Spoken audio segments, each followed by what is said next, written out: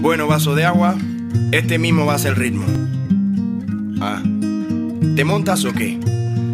2 vasos por la mañana justo después de despertar. Activa órganos internos, Ahí. ya los pone a trabajar. 30 minutos antes de comer, un vaso de agua hay que beber. La digestión facilitamos de lo que tú comiste ayer.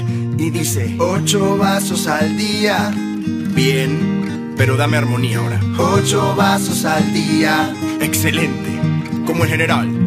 Y uno antes del baño mantiene la línea, ya dura bajar la presión sanguínea. 2 por la tarde para refrescar, y uno que hidrate después de entrenar.